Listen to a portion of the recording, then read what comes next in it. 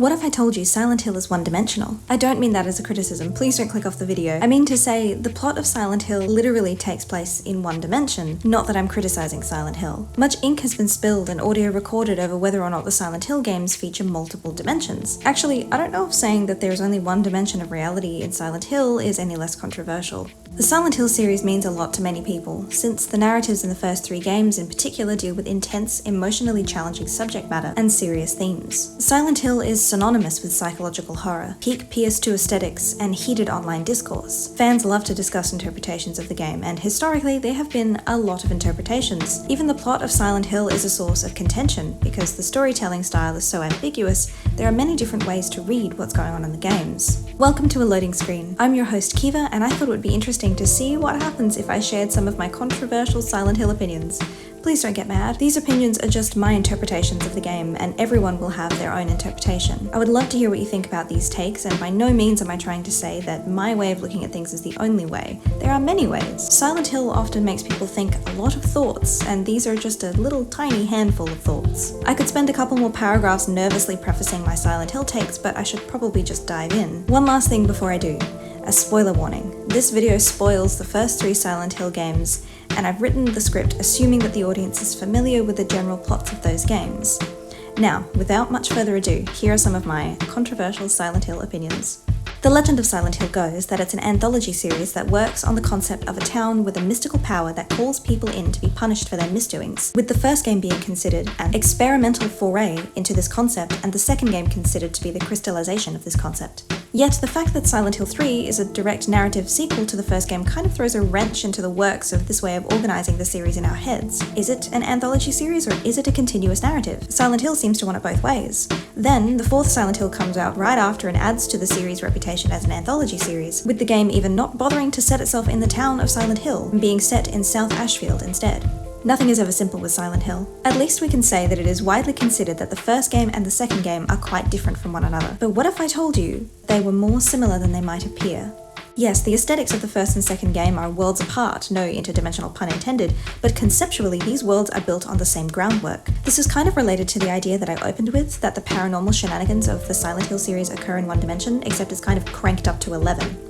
As we know, back in Silent Hill 1, a cult led by one Dahlia Gillespie wanted to birth some kind of god, and she abused her own daughter Alessa to try and achieve this. According to a book found in the Silent Hill Elementary School, in the Silent Hill universe, sometimes adolescent girls have psychic powers. For reasons. The distress that Dahlia's abuse caused Alessa activated her psychic powers, which triggered the boiler in their house to explode, causing a fire that devastated half the town and nearly killed Alessa. Alessa was burned but kept alive in secret by the cult via magic and the efforts of one of the cult members, Dr. Michael Kaufman, the director of the local hospital. Alessa split her soul in half in order to stop the manifestation of the cult's god. Years went by where Alessa would neither heal nor die, much to the chagrin of her attending nurse, Lisa. She was trapped, perpetually burned, perpetually suffering, perpetually held captive by her abusers. This is relevant, I promise. When the other half of her soul finally returned to the town of Silent Hill, Alessa's internal experience of 7 years of suffering began to spill out from her inner world, and manifested physically in town. As main character man, Harry Mason attempts to find his lost daughter Cheryl, who was the missing half of Alessa's soul, throughout the town of Silent Hill, he wades through the monstrous manifestations of Alessa's suffering and nightmares. Harry mentions multiple times throughout the first game that it is as if someone's nightmares are coming to life. While many read the distortion of the environment in Silent Hill as a transition to an alternate dimension, it's actually nightmares being manifested into the one real world. Many believe that this premise was changed somewhat for the famous Silent Hill 2. Silent Hill 2 is considered to be a much more focused psychological horror text that dispenses with some of the plot elements of the first game, such as the cult stuff. Silent Hill manifests James's innermost thoughts and feelings, which is why guilt is so often read as to be pervasively present in Silent Hill 2 as a text.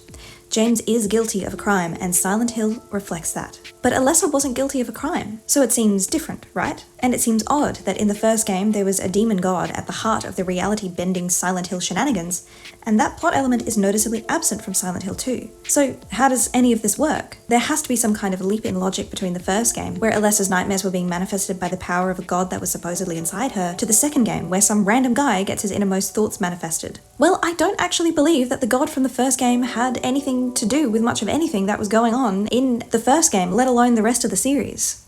If we refer to the Silent Hill Book of Lost Memories, it specifically notes that the god Harry fights at the end of the original Silent Hill is specifically manifested from the way Dahlia imagined the god. Alessa was raised by Dahlia, taught to believe this thing was real, and Dahlia's specific occult beliefs were used to abuse Alessa.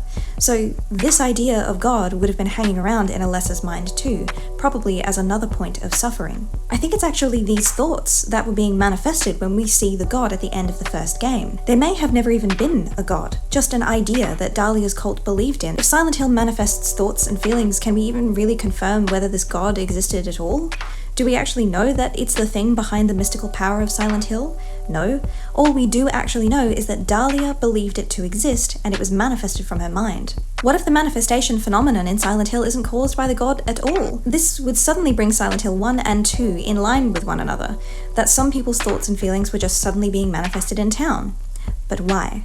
And how do we explain how any of this silent hilling is happening at all? Well, I would like to put forward that rather than drawing the guilty into the town, or that the gods are at work in Silent Hill, what if Silent Hill merely manifests whatever might be silenced in a person's lived experience? Alessa was silenced. Her abuse was a secret. Her mother faked her death, and she was held captive in secret in the hospital's basement for years. Silent Hill drew out what was silenced: Alessa's suffering, her pain, the heinous things she experienced and that were covered up. Similarly, Silent Hill drew out from James Sunderland the secrets he wanted to keep buried, even from himself. From his secret resentment of Mary, from his entitlement to women's bodies, to the ugly hidden truth that he ended his wife's life. What was silenced in James's life and in a world was brought out in Silent Hill. The monsters being manifestations of people's thoughts and feelings even makes sense in this framework too, with the monsters being visual representations of thoughts and feelings that are often difficult to put into words. Silent Hill 3 works in this very same framework, with Heather's silenced memories of her experience as Alessa being made loud and literal once again. Her anxieties around womanhood too are brought out from the quiet back of her mind and revealed to her. When Claudia says that the god inside Heather needs to be nurtured with hatred, we could understand this as Claudia intensifying a deep, unspeakable hurt in Heather, the loss of her father Harry, in order to propel the Silent Hill effect of drawing deep and personal thoughts and feelings to the surface and into the world. We should also note that Claudia is just as invested in the idea of a god as Dahlia was. Silent Hill doesn't just reflect back what someone feels guilty about. That's an assumption that's been made about the series and the Silent Hill narratives that comes from the prolific success of Silent Hill 2. It's incidental, really, that guilt was one of the things that James was experiencing. Silent Hill actually just takes whatever had been silenced and makes it visible and very, very loud. Alessa was silenced through her suffering as the cult faked her death and she was hidden in the hospital, and it's this suffering that was reflected in town. James avoided his complex feelings about his wife and hid in denial from the fact that he ended her life, and it's this buried truth that Silent Hill revealed. The lost memories of Alessa were resurfaced in Silent Hill 3, along with the anxieties of womanhood that society just expects women to accept. If the town only called those with guilt in their hearts to Silent Hill, then characters like Angela and Heather kind of mess up this system. Angela was terribly abused for years before she struck back against her abusers, and Heather didn't actually ever do anything wrong. She was just Alessa in her last life, and when she was Alessa, she tried to stop the spreading of her nightmare and stop the cult's misdoings. I don't care what Silent Hill Origins has to say about this, that game was wrong. The first 3 Silent Hill games all work on the same logic, it's just the perspective from which the player views the horror is different. In the first game, Alessa's suffering manifests in town, causing the environment to be covered in rust and blood, to represent her being trapped in a burning building and then the hospital basement. And the monsters reflect Alessa's fears and interests.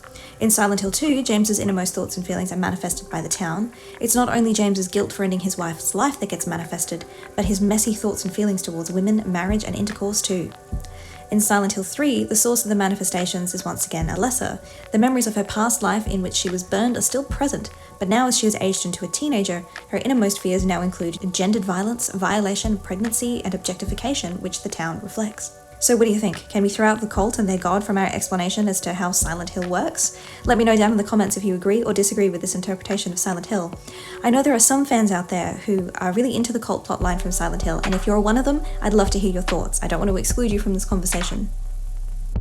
So the protagonists of Silent Hill 2 and 3 may contrast with James, an adult man, and Heather, an adolescent girl.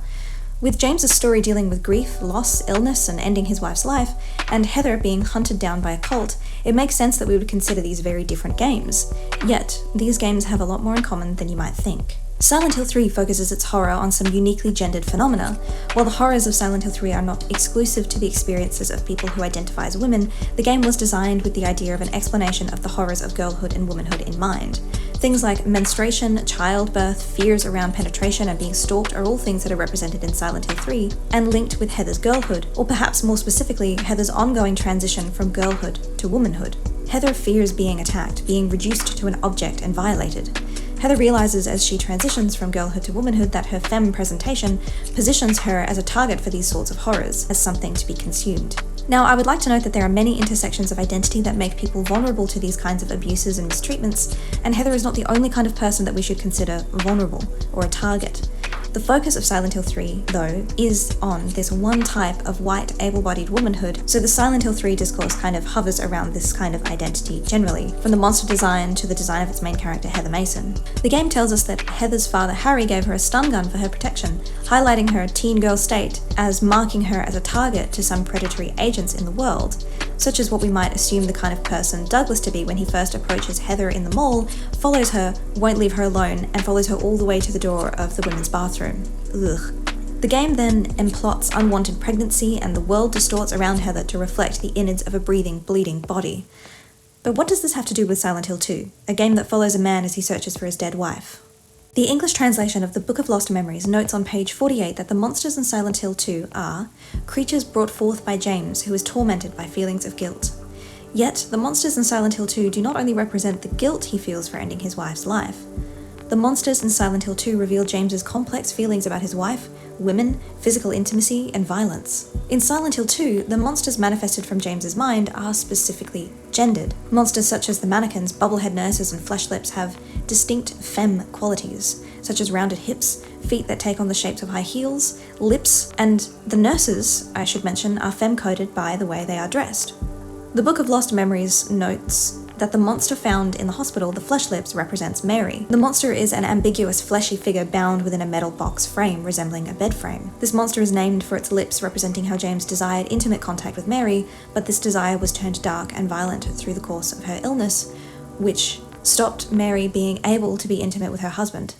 Pyramid Head is mask-coded. Pyramid Head is seen throughout the game enacting violence upon the mannequin monsters. Scenes in which Pyramid Head harms the mannequins connote gendered violence, which is meant to reflect James's deeper, darker motivations for ending his wife's life.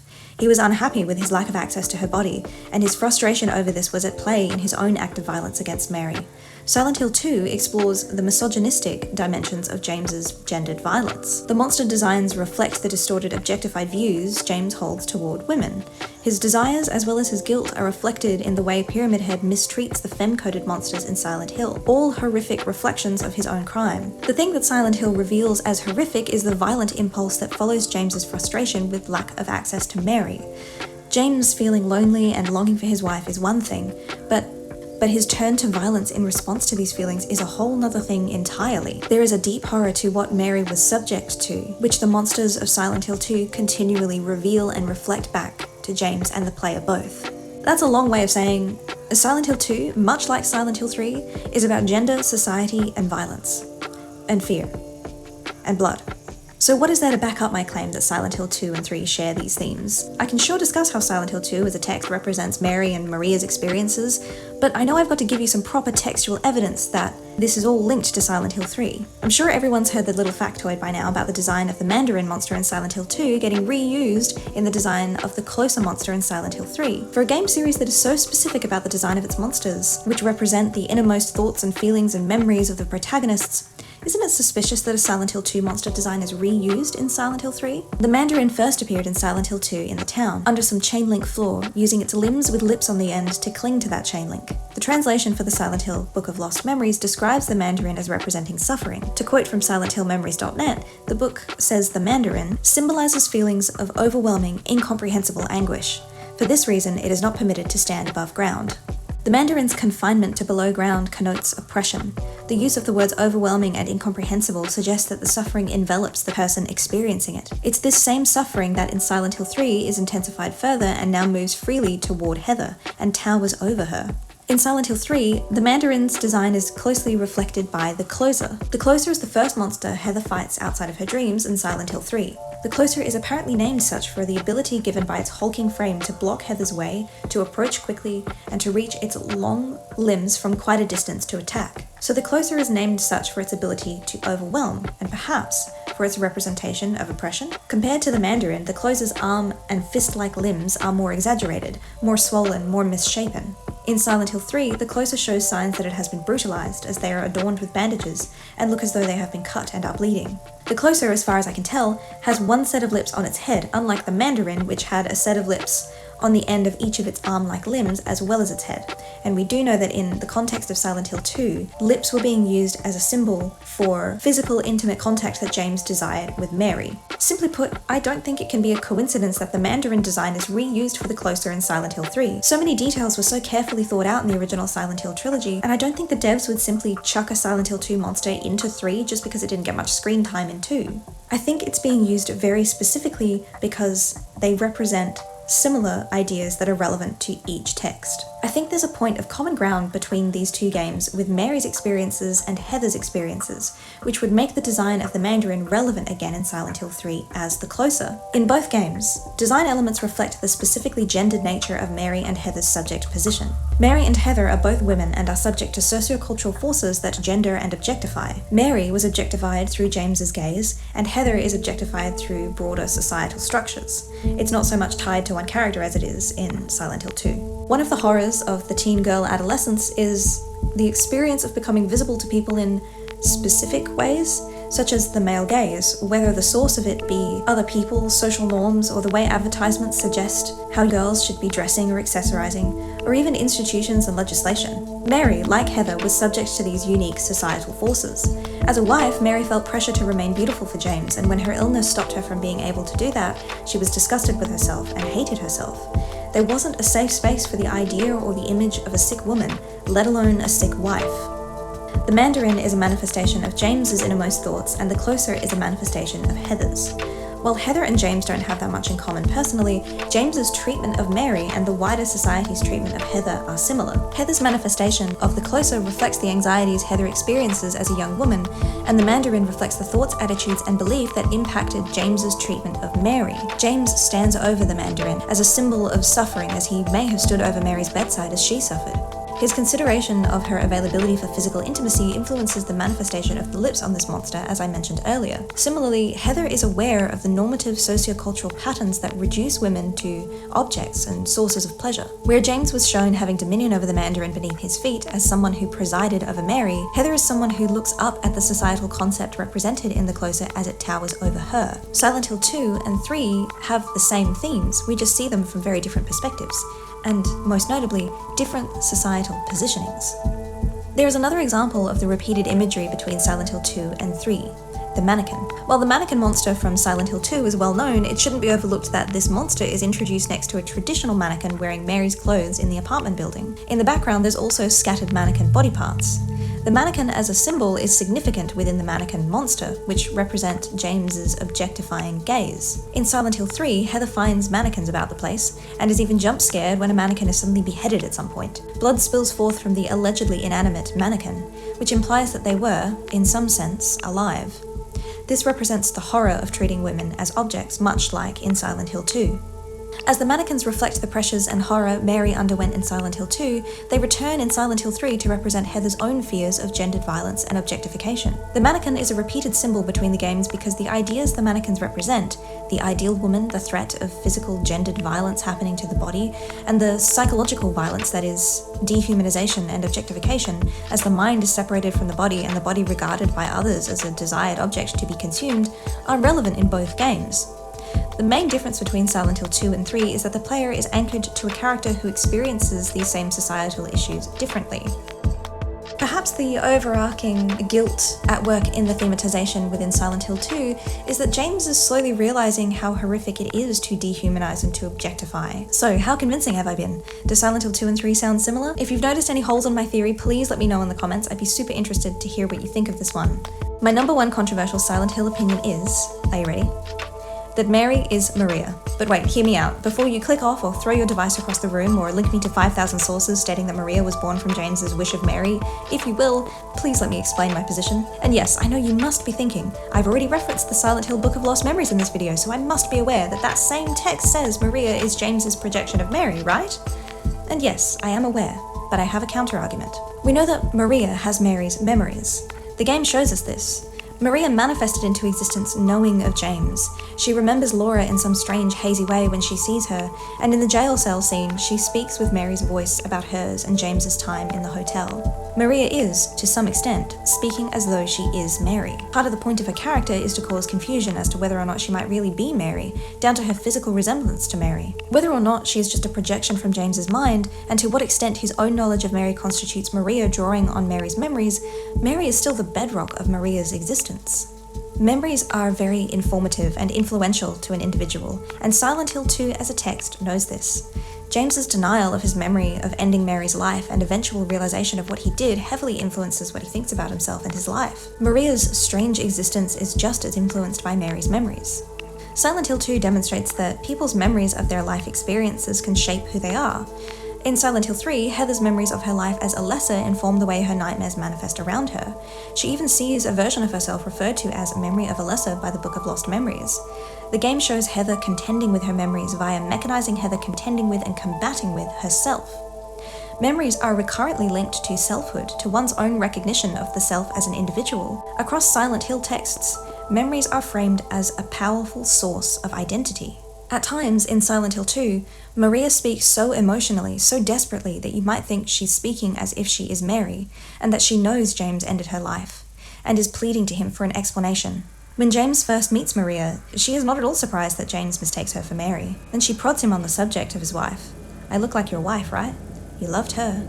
Or maybe you hated her. She moves her body theatrically, almost mockingly, as if she knew James enacted a violence upon Mary that would suggest he did hate her. I'm not saying that all of this is conscious or intentional on Maria's part, but if she is speaking from a position informed by Mary's lived experiences, or at least James's perception of what Mary lived through, that does, in some sense, make Maria Mary.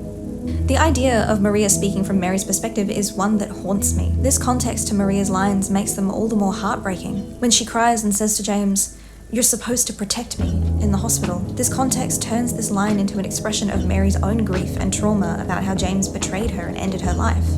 When James finds Maria in the labyrinth sitting behind the jail bars and she speaks with the memories of his wife, then she talks about being what he wants her to be available for intimacy. It's heartbreaking to think that this might be coming from a woman who was helpless as her body failed her toward the end of her life, who hated herself for not being pretty anymore, who watched her husband start to resent her, and now, as Maria, in the reality-bending locale of Silent Hill, she can transform, embody the qualities she knows James desires. Yet somehow, James still rejects her, finding her odd, different, insidious, and not the real Mary. But then, who is the real Mary he's looking for? Is it the woman he remembered? The woman who died? The wife he wished he had? Would he ever be looking for the woman she actually was? The events that transpire in Silent Hill indicate that, no, in fact, James is not looking for the real, complex, layered person she was. And that's why she's truly alone in Silent Hill, waiting for James, in their special place, wishing he could have seen her for who she really was.